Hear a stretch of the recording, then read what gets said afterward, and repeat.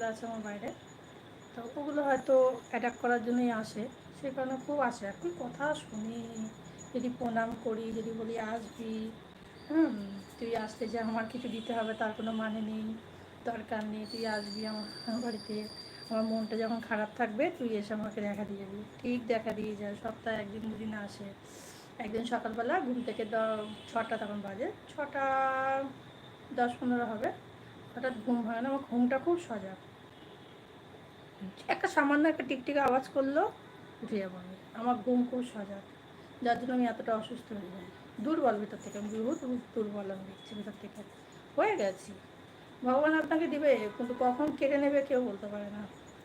যাই হোক, তা ওই পেঁচাটা সকালবেলা দরজাটা খুলেছি, আমি দরজাটা খুলেই, যেই দরজাটা খুলে পর্দাটা সরিয়েছি, দেখি কি বসে আছে সাদা, কি কিউট দেখতে, কি কিউট দেখতে, এত সুন্দর দেখতে না, মানে আমি হয়ে গেলাম, মানে আমি দেবতার দর্শন পেয়ে গেলাম, এত সুন্দর দেখে আমার এত ভালো লেগে আছে কি বলবো। তারপর থেকে না আমি রাতের পর রাত জেগে থাকি, 2টো 3টে 3:30 অবধি জেগে থাকে। কী কারণে? ওর নেশা, মানে নেশা বলতে ওকে ভালো করে দেখার জন্য পাগল হয়ে যাই, কিন্তু বলতে নেই দেখার জন্য যেমন আমি পাগল হই, ও আমাকে দেখাও দেয়। ও যাওয়ার সময়ও আমি বলি আমার বাড়িতে আসতে হবে, তার কোনো মানে নেই, হ্যাঁ, যাওয়ার সময় দেখা দেবে, আবার ও যখন খেতে যাবে বা যাই হোক, ও যখন বেরোবে তখনও যায় আমার সামনে দিয়ে, আবার আমার মাথার উপর দিয়ে চলে যায়, ঠিক দেখা দেবে। মন খুব খারাপ থাকলে বাইরে গিয়ে দাঁড়ালেও আমাকে ঠিক দেখা দেবেই। আমি ওই বাড়িতে যাচ্ছি একদিন, একটা কুকুরকে ইঞ্জেকশন দেবো, রাস্তা কুকুরগুলোকে ইঞ্জেকশন করবো বলে আমি মানে সিরিঞ্জ দিয়ে বার করছি।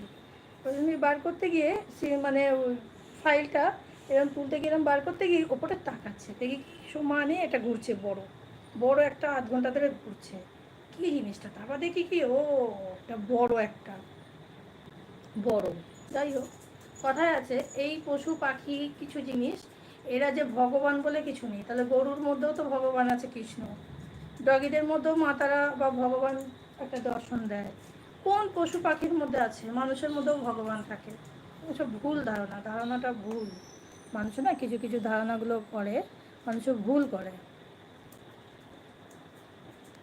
একটা করতে পারি না আমি, তাও আমরা আবার বোকামো করি।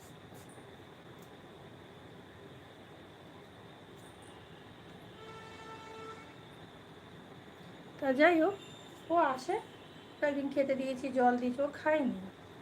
তা যাই হোক, খায় না যখন, হয়তো ও টাটকা খায়, ফ্রিজের জিনিস হয়তো খায় না বাকি কিছু, তা বললাম না দরকার নেই, জল দিয়ে রেখেছিলাম। এসে কী করে, জানলা দিয়ে উঁকি মারবে, হ্যাঁ, টিয়া পাখিটা এই ঘরে থাকে, এখানে এসে দেখবে, ওই ঘরে দেখবে, বদমাইশি করে, খুব বদমাইশিটা করে। তা যাই হোক, তা রাত্রিবেলা, যত রাত্রিবেলা আসুক না, ও রাত্রিবেলা আসলেই আমার বুদ্ধি পাখিগুলো এত চিৎকার করে, এত চিৎকার চেল্লায়, মানে কি বলবো, ও আমি বুঝতেই পারি যে এসেছে। আমি উঠি, উঠে ঘাড় নাড়ি, কি সুন্দর কথা বলে, এরকম করে মাথা নাড়ায়, আমার এত ভালো লাগে না, কি কিউট। হ্যাঁ, যাই ও আসে, মাঝে সাঝে আসে, আবার চলেও যায়। একটু মাঝে সাঝে বলে একটু ডিস্টার্ব করেও যায়, যদি বলি এই ডিস্টার্ব করবি না শোনা, এসছিস ভদ্রভাবে থাক, ভদ্রভাবে থাক, কি থাকবি না তোর ব্যাপার, তোর ইচ্ছা করছি তুই তোর মতন থাকবি, ডিস্টার্ব করবি না বাবা, আমি ঘুমাতে যাচ্ছি। আর ডিস্টার্ব করে না, বদমাইশি করে কম, বলতে গেলে কথা শুনে খুব। যাক, গেলাম আজকে ওই চাপাডালিতে গেলাম, চাপাডালিতে গিয়ে বড় মা আছে না, বারাসাতের যে বড় মা, ওনাকে পুজো দিলাম, মাকে পুজো দিলাম, আরতি করলাম, পুজো দিলাম, দিয়ে তারপর একজন আসছিল, একটা দাদা, ও বললে কি বাড়ি যাবেন তো, মানে হ্যাঁ যাবো, তো বললো চলে আসুন, তো তার বাইকে চলে আসলাম। আর এসে ওনার দোকানে, মুদিখানার দোকান আছে না, ওনার দোকানে নামলাম, নেমে তারপর একটু ফুচকা খেলাম, ফুচকা খেয়ে, আর টাটকা ফুচকাগুলো, রজনীগন্ধা আর হচ্ছে তোমার লেবু, এত সুন্দর লাগছে না, গন্ধরাজ, সরি রজনীগন্ধা বলছি, সরি ইয়ে তোমার এই যে কী বলে ওটাকে, গন্ধরাজ লেবু, উফ এত গন্ধ, মানে আসতে পারছি না, আমি বেশি খেতে পারি না, 5টা 6টা খেতে পারি, তা খেলাম, খাবার কিনতে খেলাম 5টা, খেলাম, আমি বেশি খেতে পারি না, খুব কম খাওয়া, আমার খাওয়া দাওয়া বেশি না, অল্প খেলাম, খেয়ে দিয়ে আবার চলে এসেছি। কী হলো আবার, এসএমএসটা দিল, এবার কেউ দেখছে না।